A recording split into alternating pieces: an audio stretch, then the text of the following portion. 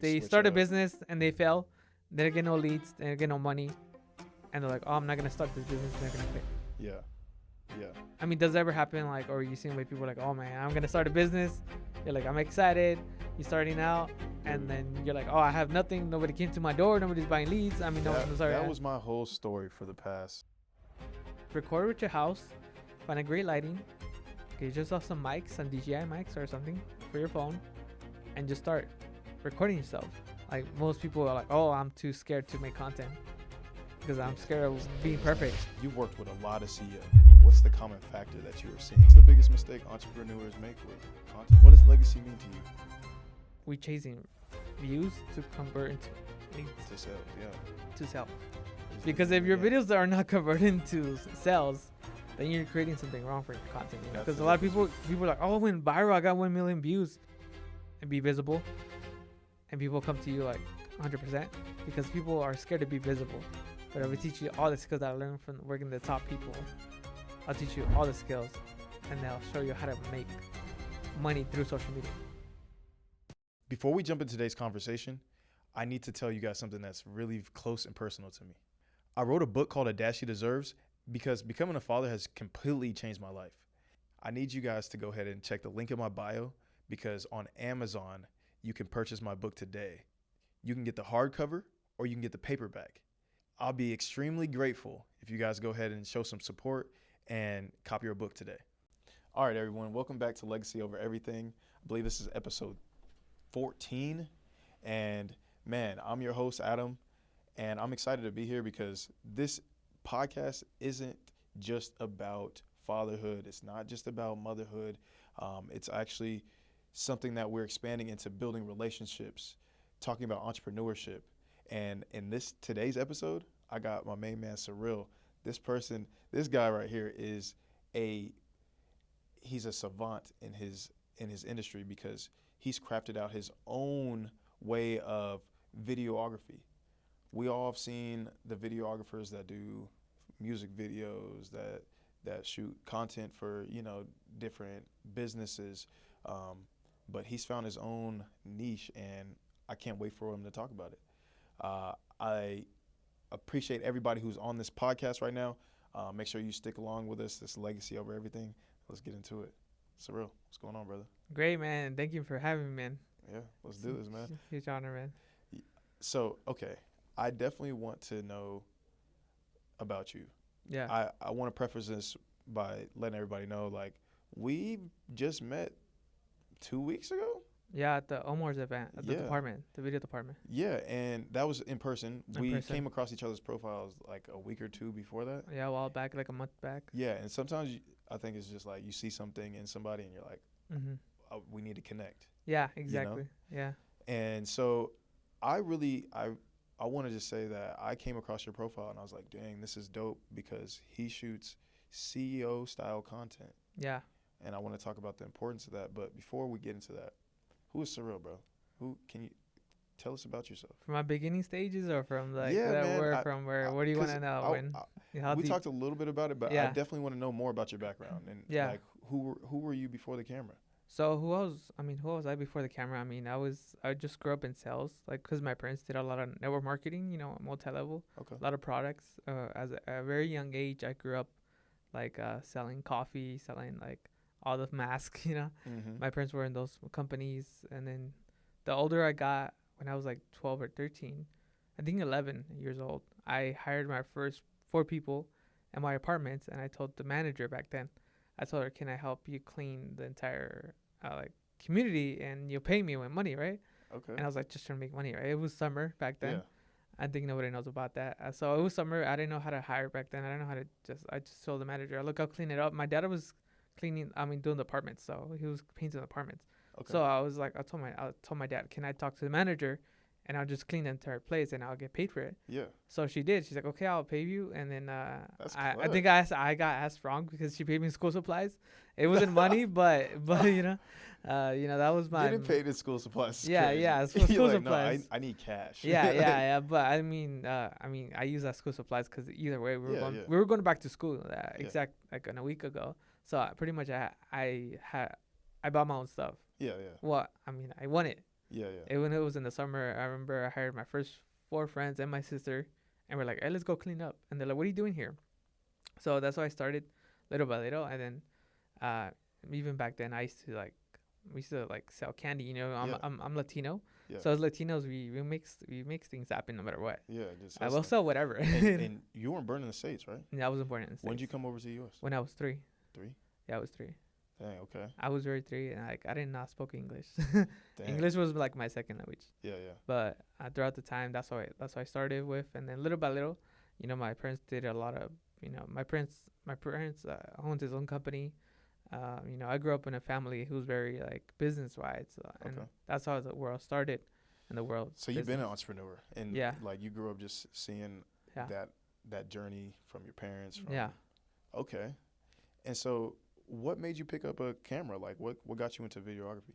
I mean, you know, what got me to videography, I mean, I grew up in church, as a kid. I was part of the media team, but back then I was just helping out. I was a volunteer back then. How old were you? I was I grew up in church as a kid.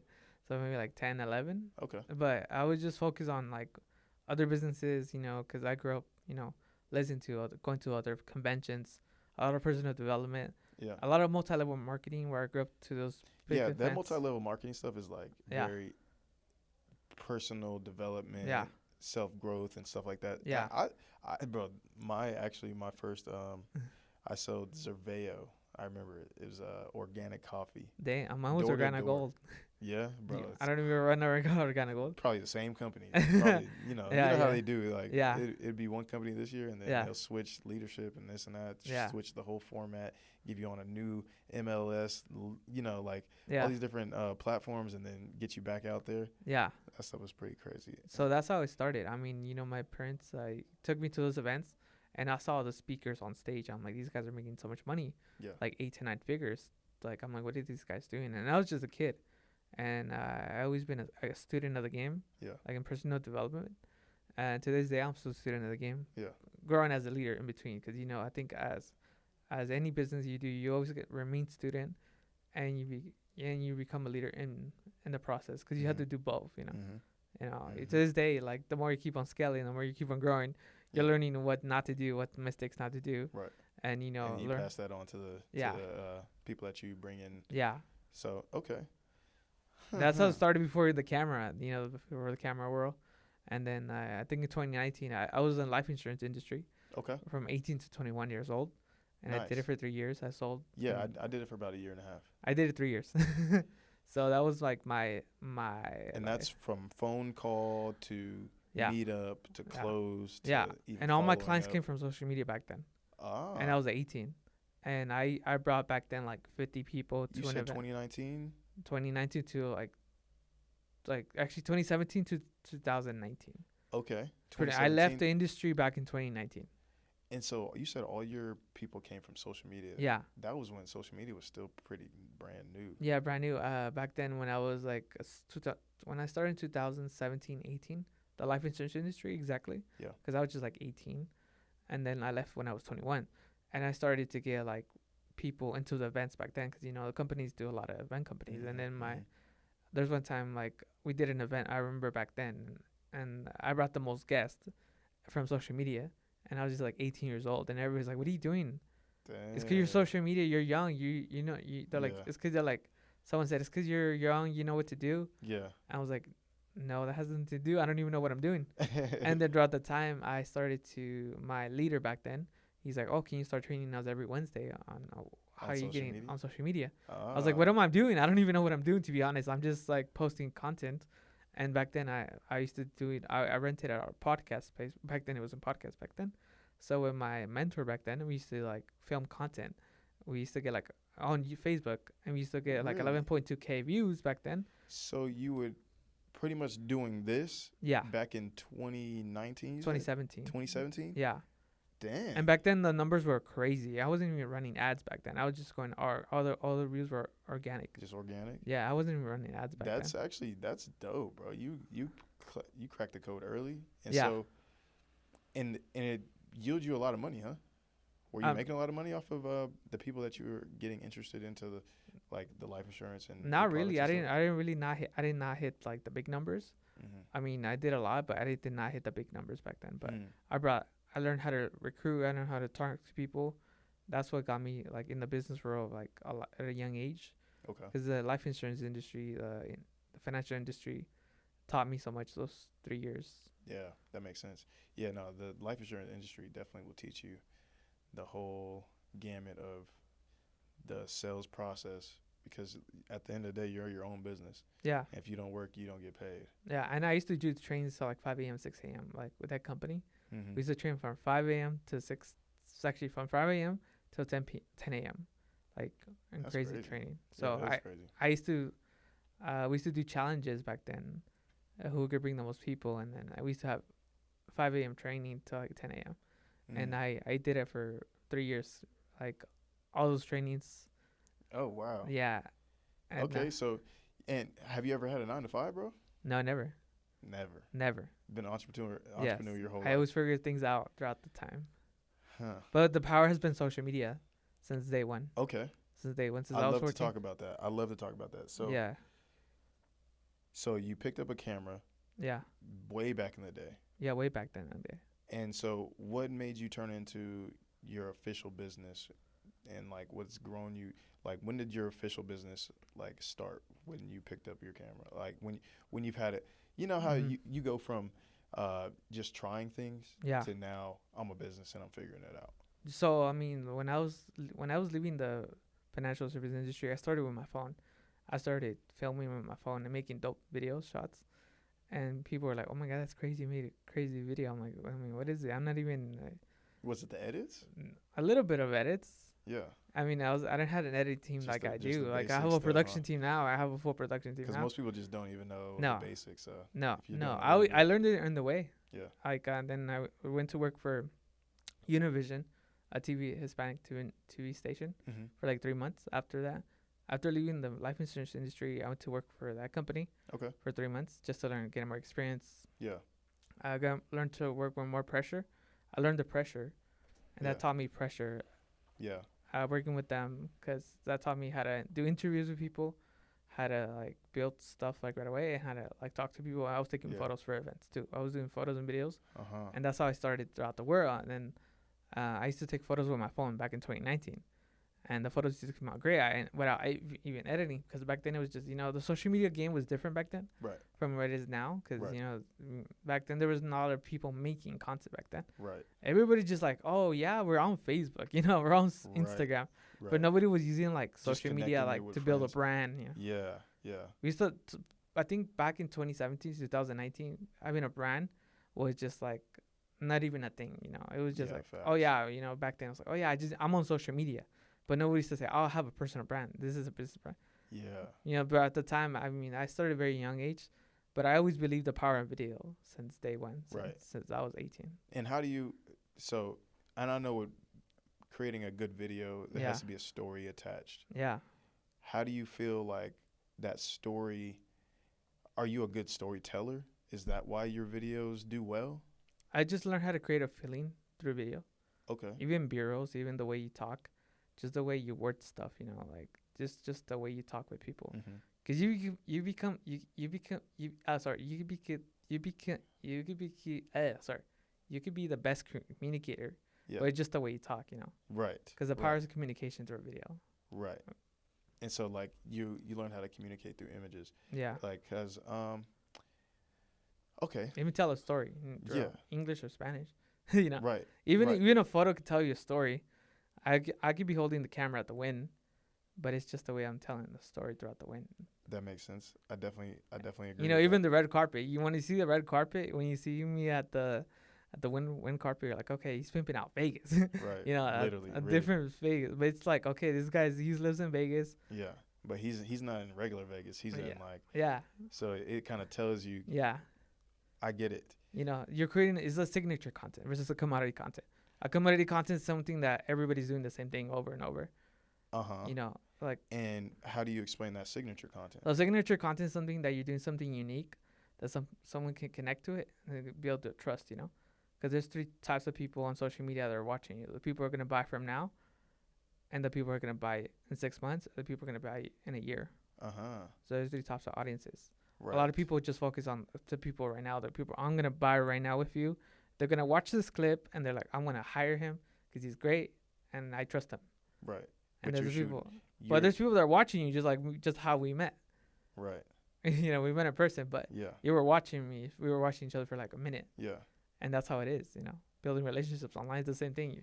There's people that are watching you on social media. They might be interacting in your comments, right, or anything. But they're watching your views. They're just liking your stuff, but they're not saying nothing. Then I might buy you from your products or service right now. If you're watching me and you want to connect, go ahead. Let's just get it over. There's people that are not gonna buy right now, but they're gonna buy later. Yeah. Because it's building trust. That is facts. Your name, image, and likeliness. Yeah. So storytelling. How can you explain the value of storytelling compared to advertising? How much more valuable is storytelling than when it comes to advertisement? So telling a story is like you're creating a feeling when you see a video. Like let's say I show you guys a video. I got to work with the clothing brand, even a skincare company from Korea. It's called Lala. And then I studied their content before working with people and businesses. I studied their content. I'm like, okay, this is the type of content we're gonna create. We're gonna create a feeling, even when it comes to the music.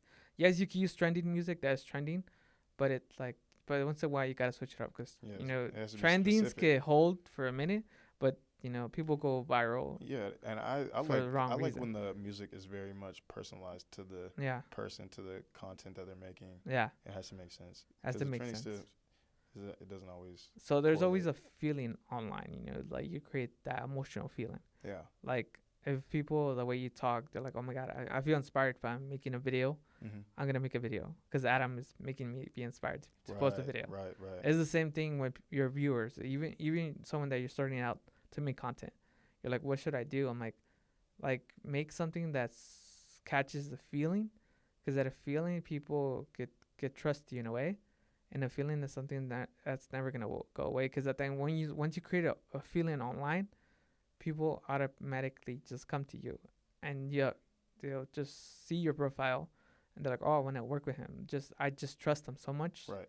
Because it's the 3 C's, the connection. Dude, I can relate to that. The feeling of certain people that I follow on Instagram, will inspire me. Literally will inspire me to make moves, to actually do the action. Yeah. Because you spend as right now, spend a lot of time on our phones, a lot of time scrolling and looking at stuff. But if you're not following people that make you feel a certain type of way, then you're kind of wasting your time, because exactly, it's best to spend your time and then get inspired by what you're looking at to then do the things in real life. Because I've been a CEO, right, of multiple different companies that I've started, and you can relate. You've been a CEO, right? But why is it so important for a CEO to document their journey? I mean, it's so important because you see the journey from when you started. I mean, I look back on my old content. It was so cringy. But guess what? It's cringy. Look at the rooms I'm at, Look at the people I'm working with. People used to make fun of me, like, oh, your videos are so horrible. I used to do lives, and people were like, oh, you don't even know how to talk. And I was like, okay. It was so cringy until it started to work. Yeah. It was cringy until I'm working with Ryan Pineda, Tony Robbins. Yeah. Big companies.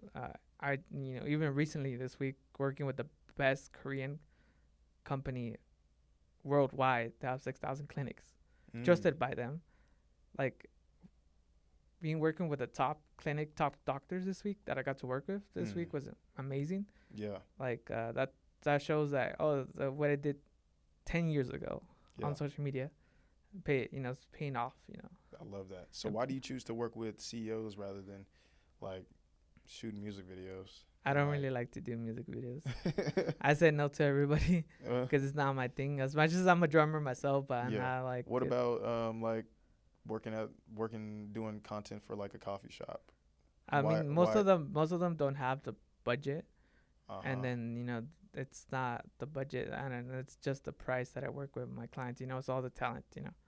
Most people just say, oh yeah, I'm just gonna film you a nice video. Like, okay, a nice video doesn't mean you're gonna get leads right away. Okay. You gotta be showing up consistent, you know.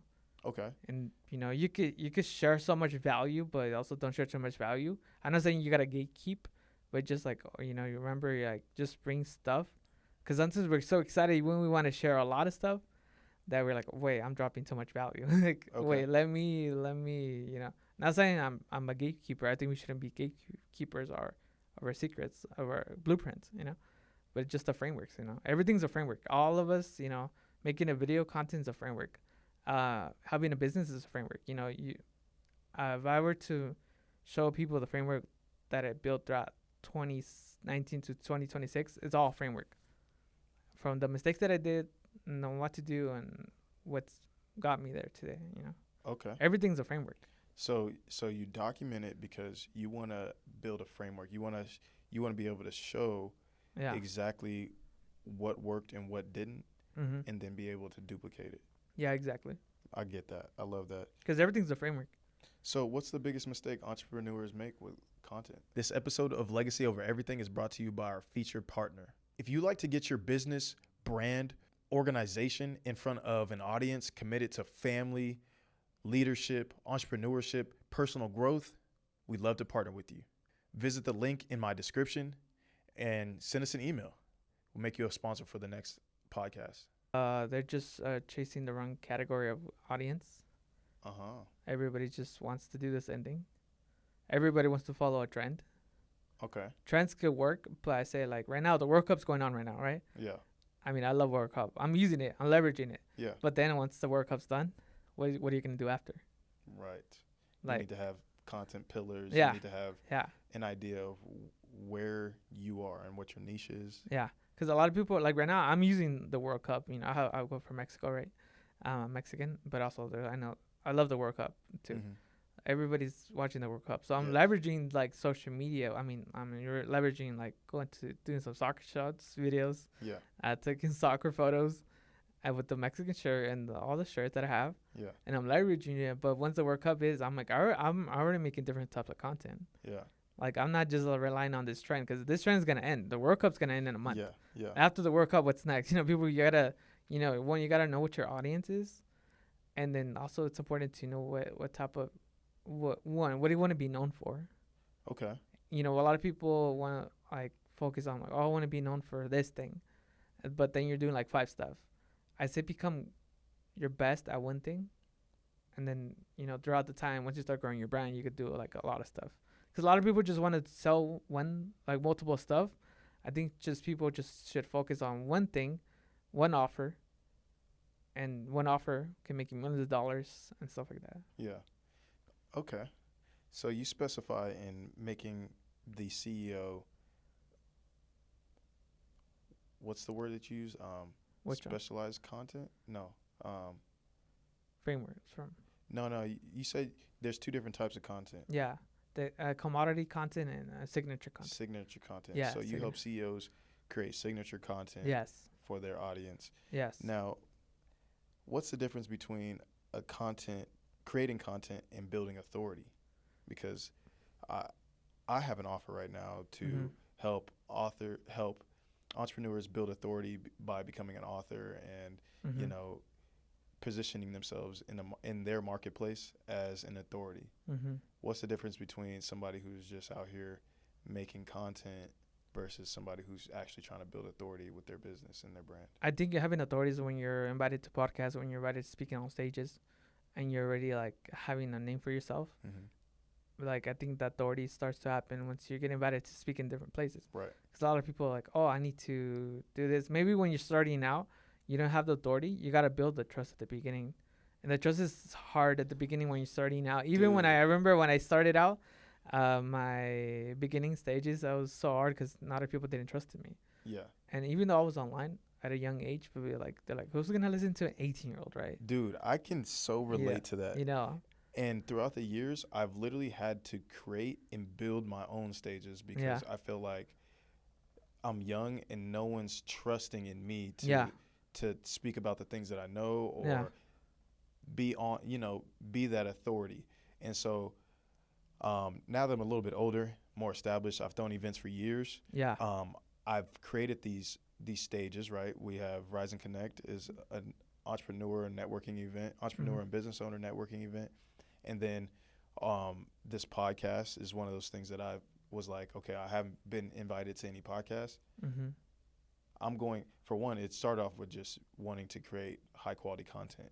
Yeah, exactly. But now I'm like, well, now I am the platform. Yeah. People can come to me and receive the value of being on a podcast, because it does give you authority when you have high quality content sitting in a professional studio, surrounded by lights, cameras, and action, you know? And so what we've done is built an offer to provide that to CEOs and or entrepreneurs, business owners. And we also will pair that with creating a book, allowing somebody to have their story and us pretty much pulling it out of them with a strategic question and answer, you know, documenting the transcripts from our meetings and things like that, to make sure that we can actually create and craft a book in 21 days. You've worked with a lot of CEOs, a lot of good big names that are making millions of dollars selling offers. What's the common factor that you are seeing within these guys that you can like give game about? I think you gotta have a great system, and you gotta create the best offer. Maybe your first offer is not gonna be the best. Maybe you're like, I'm not gonna sell a lot. Maybe your first offer, you're like, man, I'm working on an offer, but it's not working. Maybe throughout the time you're gonna be fixing it. You know, throughout you know, maybe you sold one offer, but like, okay, I only sold one. But maybe throughout the time, you gotta have a great system, a great funnel. You only need one funnel, one offer. Offer that's so resistible that people are like, oh my god, I want to sign up right now. I'm watching this video right now. I'm gonna sign up. It's $97 right now to join. How to create content, how to be visible online.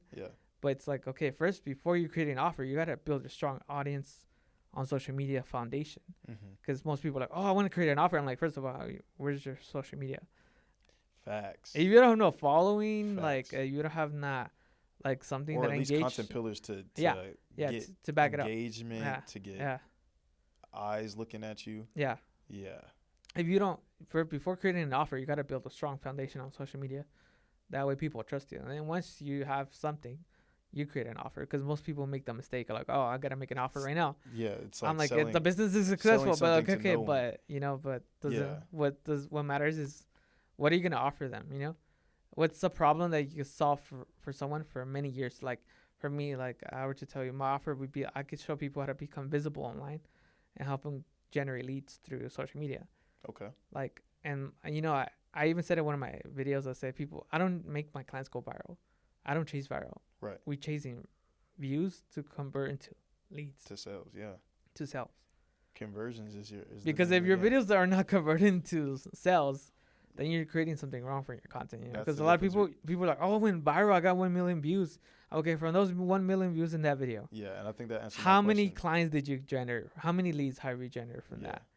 Did that video generate you 100 leads or at least 5 leads? Like, how many leads did it generate? If your videos are not generating you leads, then your content is wrong. So would you rather somebody come to you with the system in place so that you can add your content structure to their system, or do you also create the system for them? I create the system for them. You know, there's times people like, let me tell you, one of my clients, her name is Sonia. We started working like a year ago. We've been known each other for 5 years. We've been working, but throughout the time, we blew up her brand in a year. She's been a brick to mortar, you know, doing taxes, boring businesses, you know. So we made taxes look fun. Okay. And cool and legit, right? Yeah. Like, so we created a brand where it went from zero on social media presence to speaking on stages now to getting something bigger. And it's come up like in a month. That's something's about to be crazy. We're announcing pretty soon. Yeah. But so she went from zero to speaking on stages in different cities in 1 year. And we just spoke at the MGM too. Jeez. So it just happened in a year. Okay. It just went in 1 year. So with your consulting, you've been able to take someone from zero to speaking on stages, getting invitations to different cities. Yeah. See, now that's I love this because, and I wanted to bring you on because I've seen the value in what you do and I think we can align in a way that makes sense for both of us. Yeah. And I love this because like you guys get to see us build in real time, because I'm like, the reason why I decided to follow you and like us connecting, I seen you in person. I'm like, oh yeah, I'm gonna go talk to him. Mm-hmm. Is because we started building out this offer, and I'm like, content is so king right now when it comes to conversions and leads, because everybody spends a lot of time on their phone. Now, I've also I just bought a course 2 days ago. Yeah. A social media funnel, which you see the video, you maybe comment the keyword, and then it sends you to the website that you're like, okay, let me check out what they have. And then you're like, okay, you buy the low ticket offer, $27 for, or you get the free offer. Like we have the Las Vegas Authority playbook is a playbook that we've created that's gonna be a free offer for our audience. Yeah. Personal brand and business, because I have my personal brand that I have a whole separate different audience, and then I have Legacy Over Everything, which is my YouTube page, my social media audience for the podcast. And both of these audiences are going to get access to the Legacy Over Everything, or sorry, the Las Vegas Authority playbook. Now we want to run cold advertisement and cold social media ads to this offer to get localized authority figures. But they go then click the video, click the landing page, get the free offer, and that gives you access to maybe a discounted version of our webinar coming up, our special event coming up, or our high ticket course that we're presenting, you know? Yeah. And so the funnel is the key to sales, because that funnel, you purchase from a person one time, you're likely to purchase from them again. Yeah, exactly. And if they've been dropping content and they've grown their name, image, and likeliness, you like them, you trust what they have to say, you know they're knowledgeable, buying their course is simple because you already like how they speak, you trust in the knowledge that they've had, you've learned their background, and now it makes sense for you to purchase and even speak about them highly to others. Yeah. Which is also key to building a strong business on social media. Even having testimonials from your clients. Quick pause before we get into today's conversation. If you've been watching Legacy Over Everything and you've thought, I have a story to tell, we'd like to hear from you. This podcast isn't just for celebrities or people with huge followings. It's for people who are building something meaningful, whether that's a family, a business, a nonprofit, you're building a career, or you're building a community. If your story can encourage and educate, and you can inspire the next person, we want to hear it. Click the link in my description, fill out the guest application, and you might be sitting in the chair for our next conversation. Now let's get back to the episode. Testimonials. Testimonials from our clients are key, you know, like because if they love your work, like they'll tell others. They're gonna tell others. You know, it's crazy because a testimonial could change your like stuff, but it's just the way you present yourself, online. So I don't know if I want to work with you on a personal end as a CEO or on the business end on building out what Legacy Over Everything is. Yeah.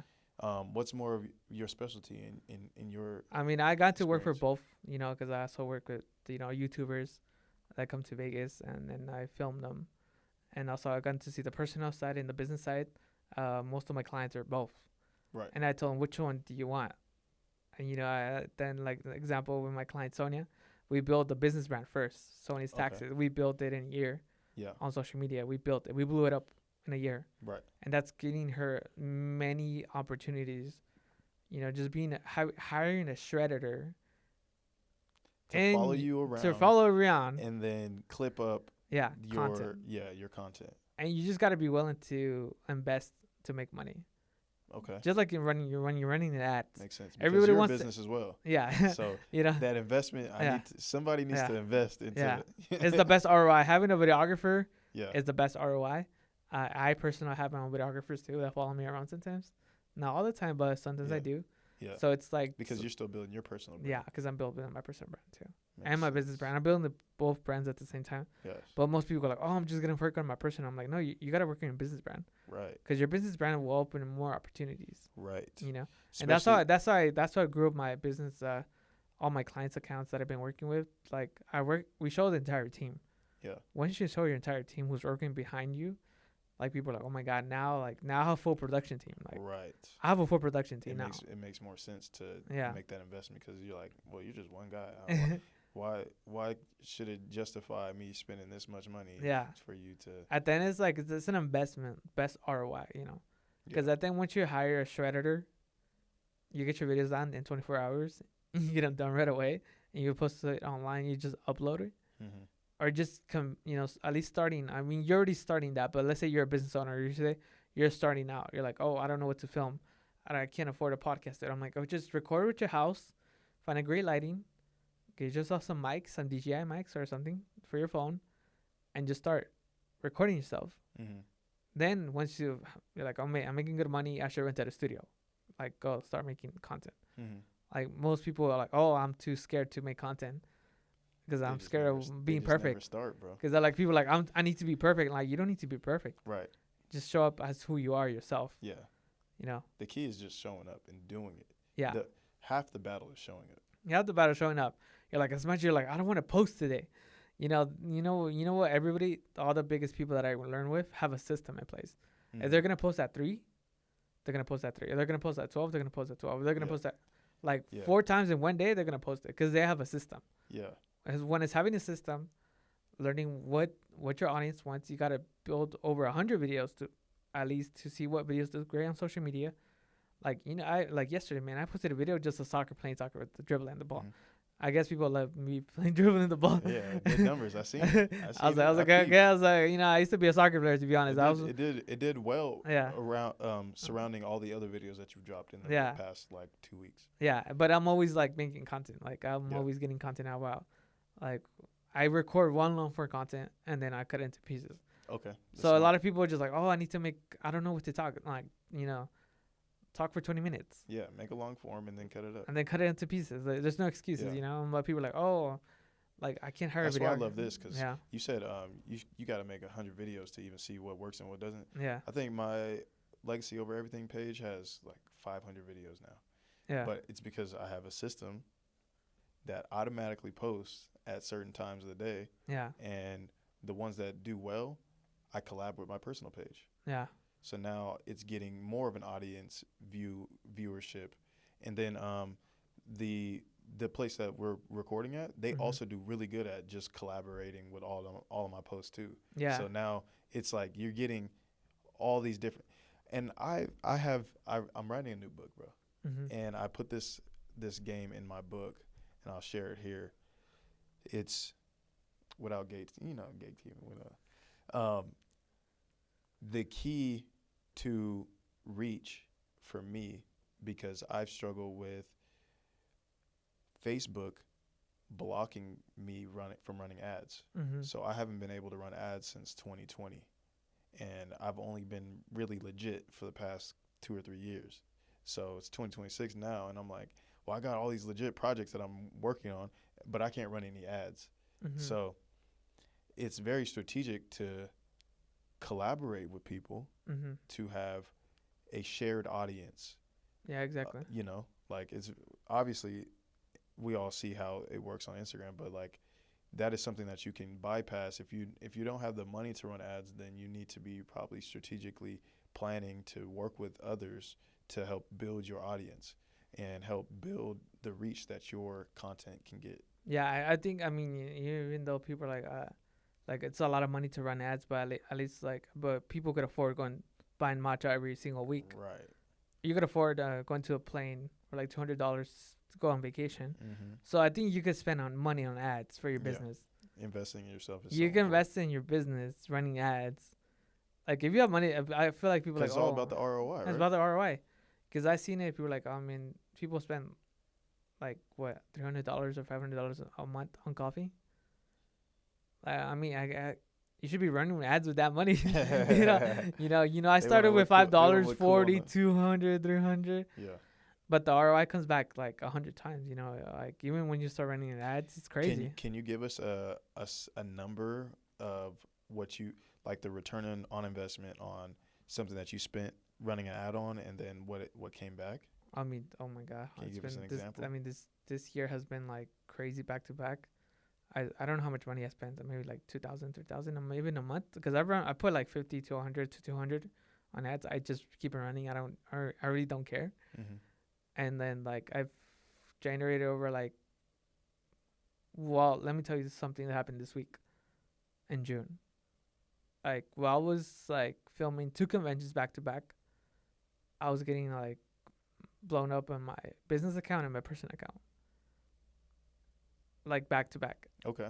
Like I just like so many leads running. Is because messages, you Instagram. were working, and you had ran ads to get the job that you had right then. Yeah. But then you're also still getting hit up from people coming into town. Yeah. For the convention to want to work with you. Yeah. As you're already on the job. Yes, I was already on the job, and I had to say no. Ooh. If you're enjoying these conversations, I want you to go ahead and join our community. Go ahead and go to our Instagram, our TikTok, and even our YouTube page. It's at the LOE Pod. You can follow the Legacy Over Everything podcast. Stay up to date with everything we have going on. And man, you may even become a guest one day. Reschedule or you? No, I just couldn't. I couldn't. Ooh, it was like a lot of back to back. I had it was booked and busy. I was like, okay, damn. Okay, I was being like, okay, I was like, I could have taken more projects. No. But it's like just like maybe like I mean each month. Do you have to expand the team to make? Yeah, I already expanded the team already. And raised the prices. You need more shooters? I already got more shooters. Damn. You just couldn't stretch it at this point. Yeah, it was just like a last minute thing where things just accumulated. Yeah. But it's just people, let me tell you, all my leads came from social media. And one of the persons said, I've been watching you since a long time ago. That's what I'm telling you about there's 3 types of audience people on social media watching. There are people that are going to be buying you from like 6 months from now or a year or 3 months. Like there's people that are watching. They're not they're not liking your stuff. They want to buy now. They want to buy 3 to 6 months from now. Yeah. And they want to buy a year plus from now. But the people 3 to 6 months are the ones that matter the most. People focus on I'm going to post this content. Yeah. This video is going to give me one of the biggest clients. Okay. Well, let me tell you. They sit there and plan, and they're like, this video is gonna do so well that I'm gonna have people in my door. But let me tell you something. The category that less people focus on is the people that are gonna buy after. Mm-hmm. That's the category that people miss out. Mm-hmm. Yes. Those are the people that are like crazy. That's something I'm thinking about with our offer, because we have the offer, right? We have the free offer, and then we have the webinar. The webinar is also gonna be free. Yeah. But it's like we're thinking about the people that we're going to sell right after the webinar. But we also need to be cultivating the people that were on the webinar and want to join the second webinar. But like as an inner circle, right? Like we need to be focusing on cultivating the people that maybe couldn't make the webinar, but they want to work with us, but they couldn't make the right now. But how do we capture them still in the future? Like, and my thing is I want to go from webinar to live event, a more of a high ticket offer or more personalized offer. It doesn't even need to be high ticket. I think it just needs to be more value added offer than something that you would get on a webinar. We'll give you more here if you could show up in person than if you were to just do it online. Yeah, I mean, just doing an event like 60 people, something small. Yeah, because I've been throwing events for 10 plus years, bro. Since I threw my first event at 18. Yeah. Around my birthday time. And a lot of people are like, they want to throw events, but they don't know, like, okay, running events, you have to be willing to pay ads, pay for a media team to get the capture and content. Right. And also there's like, because people are like, oh, I want to change my business. There's gurus that are like, oh, I want to change from being a coach to starting a boring business. I'm like, yeah, but it's the same thing. People are like, I'm gonna switch the business because people think, it's thinking people are gonna switch business is gonna solve the problem, but everybody has the same problem. Like even the biggest companies, like the other, like, they have to keep running ads. They got to keep on scaling. They got to keep on hiring. Everybody has the same problem.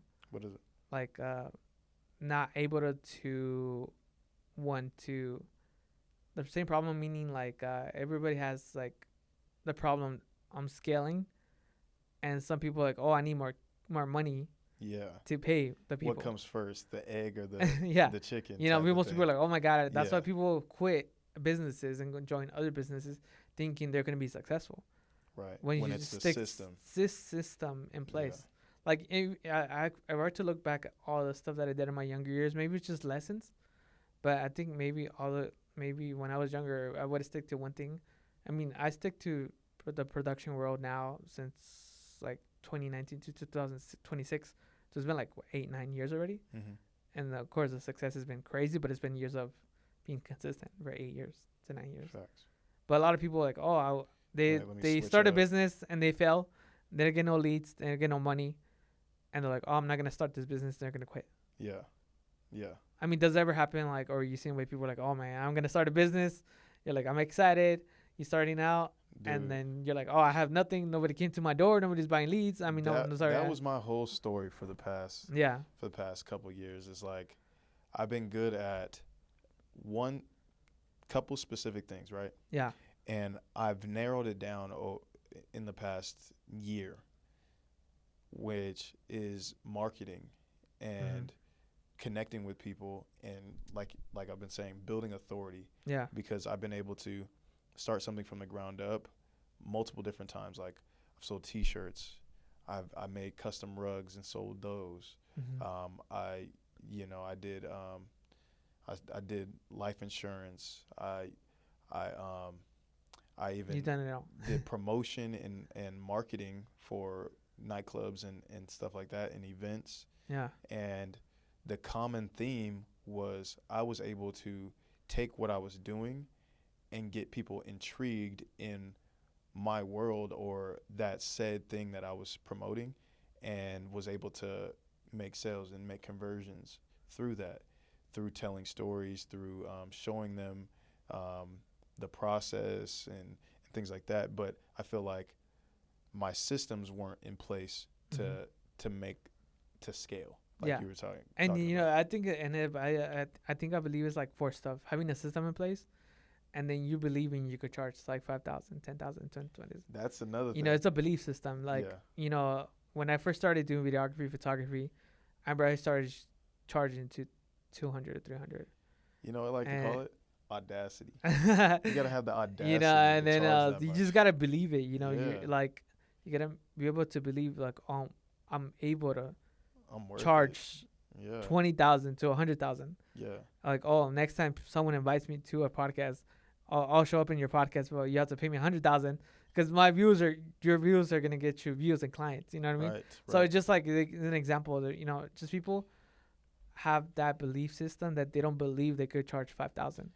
You know, there's people. Let me tell you, there's videographers, photographers who charge 20,000 in a kit lens, and there's someone who has doing the same thing charging 500. What's the difference between a $20,000 kit lens with another $500? What's the difference? It's the belief. It's the belief, right? Yeah.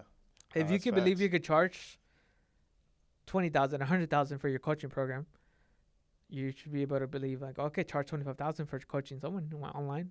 Right. Teach them how to build authority, how to get leads online, how to present themselves. If I could charge someone 20,000, teaching them how to build online, and they're like, okay, I can teach you how to build your online presence and be visible, and people come to you like 100%, because people are scared to be visible. But if I teach you all the skills that I learned from working with the top people, I'll teach you all the skills, and they'll show you how to make money through social media. Yeah, we on to something. Look, man, watching the next couple of months, we're going to be cooking up something. I promise you. So what's the hardest thing about having a creative business? Because you have to you take the videos, but you have to be real creative to make sure that this video converts. I mean, I have a team of editors. I don't edit, to be honest. Nice. I sleep good. But I have my team that I talk with them. I train them. My team of editors, I teach them about marketing, branding, creating a feeling, like all the stuff that we talked at the beginning, because I teach them like, look, we have to create a feeling through a video. we gotta create it like that. Like, don't think marketing. Think. Okay, this video. Look at the right spots where we're finding the right hooks in each part of the video. Let's say my client's speaking on stages. This is the videos that we're gonna use. Yeah, we filmed 30 minutes of content, but we're looking for the best parts from the video that we're just gonna uploading one by one throughout the week, and that's over. Like, okay, this is the videos where we're gonna drop, and then the videos lead to many opportunities. And then once you're creating and being creative, like as a videographer, myself, if my clients want a specific style, we'll go with their style. We use their ideas with my ideas combined together. Yeah. And one thing that's been successful for me these years has been I make my clients be themselves. I don't pressure them. I build a real relationship with them where like sometimes we go grab dinner. I go to the gym with them. Like, I'll go hiking with them. I build a real relationship. Nice. Besides me paying me, but it's like, and my team. I present them my editors. They're all like, hey, say hi to my editors through online, because my editors are the ones that are doing the heavy work. But I created a culture where my team were like very much the standard as at the highest level, and I'm talking to my team 24/7. Love that. Like 24/7 communication. Really like, we finish videos in 24 hours. I just get home, we download the stuff, and we get the video out by the next day. Dang, because I believe standards are super important. Yeah. And working with the top people throughout, with Ryan Pineda and the biggest people that I work with, I learned the standards have to be as high. Love that. So how has entrepreneurship changed you as a leader? I mean, just it changed me to keep my standards very high. Yeah. And the pressure, Answering the question as I answer it. Yeah. Literally. I mean, the standards, just working with the elite people that I admired when I was younger, now them becoming like someone they either getting mentored by or even learning from them behind the camera, taught me, okay, these guys think at this level, and this is their standard. And when my clients come, like, I even take care of them through a VIP driver. When they come, like, I have a VIP driver, and I get them an experience. That's fire. Besides, like, the camera, I have a driver. You just make them feel like a CEO. Yeah, I make them feel like a CEO. I have our own driver that I have worked with. And then, like, if they're in town, I'll try to make things happen for them. To get them shows, or I'll try to my best to make it happen. I mean, I work with Towel Group, bro. Yeah. So if you ever need anything on the restaurants or the event side, I can help you out. Yeah, definitely, because I want to take care of my clients who are out of town and like. Yeah, because they come here and they expect if they're gonna work with you, they expect you to know. And I give them that experience, that VIP experience, and then they're like, "Oh my god, I want."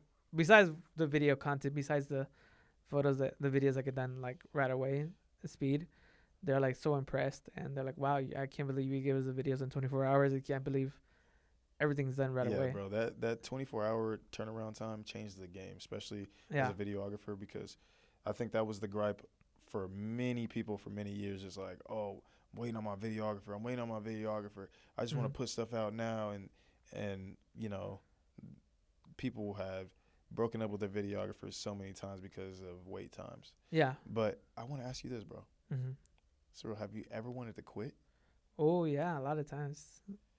I wanted to quit a lot of times. Yeah? Anytime recently? Yeah, November. Let me tell you. So I was working with a nonprofit. I'm not going to say names. I left there. I was there for 4 years. I helped them build their brand online. We created a program back then. I was there for 4 years. I left in November. And I was like, okay, I had my last money that they paid me. And I was like, okay, after that, I was stressed. I was like worried. I was like, okay, I mean, I already have a line presence. I was already working with the top people. Mm-hmm. But that was like, okay, I rely on that for so many years. And I was getting clients left and right. I was raising my prices, and little by little, I started to raise my prices at the highest level, because I'm like, okay, I feel like I'm ready to do that. I wanted to quit in November. I was this close because they were like, I mean, even though I was already strong on social media, so I changed all my strategy on social media, changed my SEO. I changed a lot of stuff on my social media because I was just relying on that place for a long time. So I made that choice to almost quit. I almost wanted to quit. Dang. It was this close. Dang. So there's been a lot of moments that online that I don't talk about it.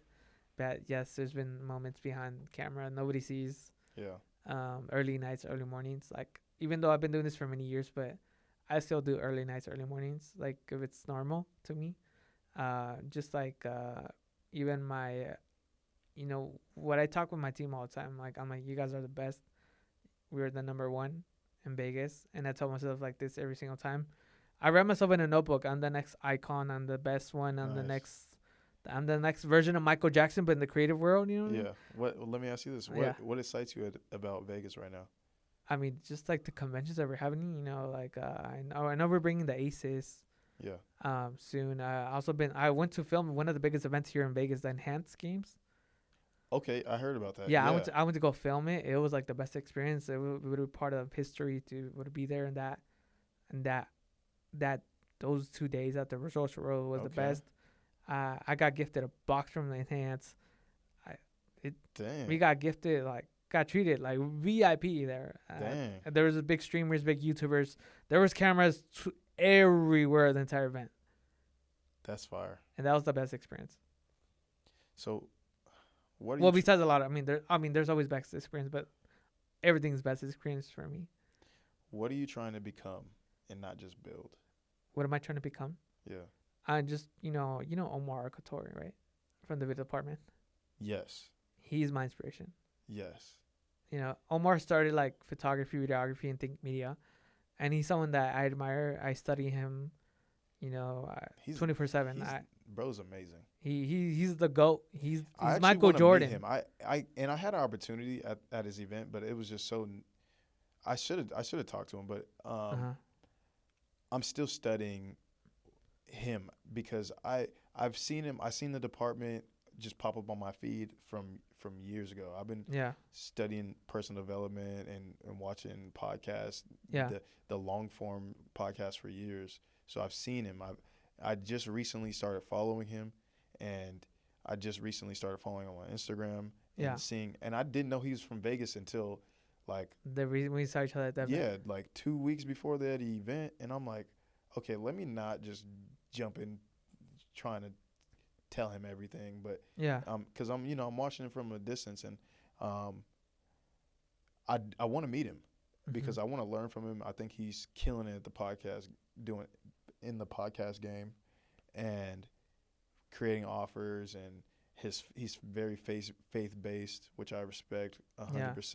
And like, yeah, man, I think that's dope. Omar, what's his last name? Okatori. Okatori. Yeah, Okatori. Yeah, Omar Okatori. Yeah, he's someone who's my inspiration, because he started as a photography videographer and think media. When I see him, I'm like, I'm building my brand where little by little, it's like I'm leaving the camera, but I still love the camera. It's kind of hard to leave the camera because been doing it for quite a bit, and then the experiences you get behind the camera is just amazing. The people you meet, the people that you meet behind the camera is just amazing. Even like people that follow me on social media, they're like, "Oh, I love your content. I love how you guys work." It's because the standard that I keep myself, even my team. So when your career is over, how do you want people to remember you? When my career's over, I want how people want to remember me. Surreal inspired me. He pushed me to either to start a business or to upload a video. Nice. I want to be. I tell myself, just like Michael Jackson, they're still talking about him even though he's gone. Yeah. I want to be the next Michael Jackson version, but in the creative side. Love that. And be known for that. That's a legacy. Michael Jackson's. And I just watched the biopic.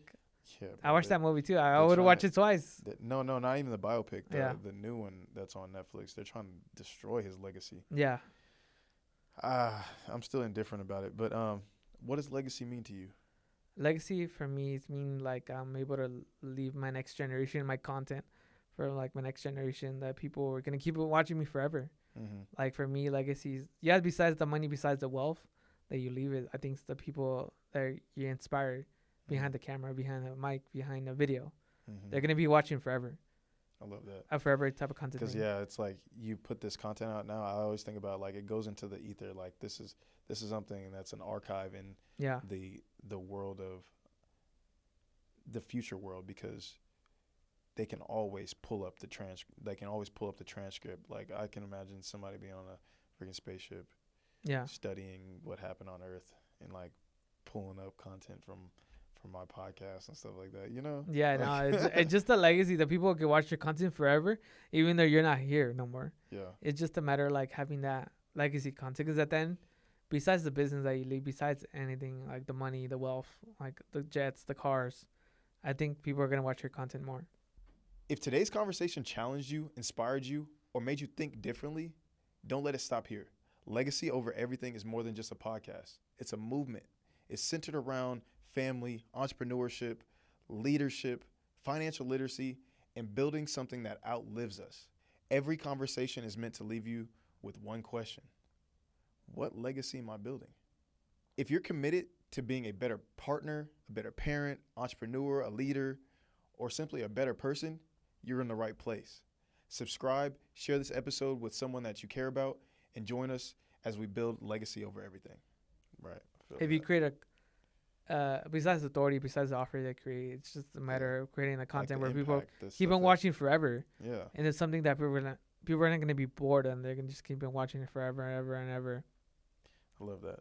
All right, so I got a little lightning round before we close up. Okay. It's either or. Camera or iPhone? Camera. Nike or Adidas? Nike.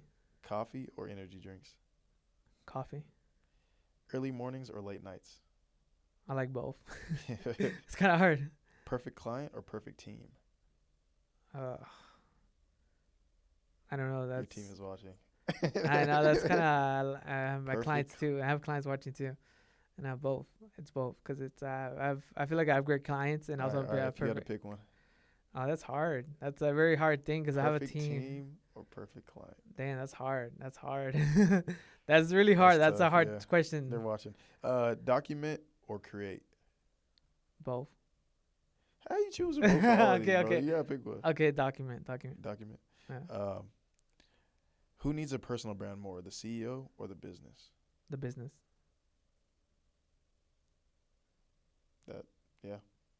I feel that. All right. Where can people find you, bro? On social media, Surreal Cruise Official. And on all my social media, I'm Surreal Cruise. Surreal Cruise Official? Yeah. Man. I'm wearing a black suit. I'm wearing the black suit. Man, this is a good episode, bro. And I hope we can work together soon. Yes. Like, that's literally my goal out of this conversation. I'm like, all right, let me figure out where we can actually help each other and see where we can help each other win. We'll talk off air about what the investment is. And like and subscribe, man. Like and subscribe. Yeah, like and subscribe, man. Like you guys follow the journey of the LOE pod at the LOE pod. It's legacy over everything. It's Adam, host Adam Miles, and I'm signing out. Comment.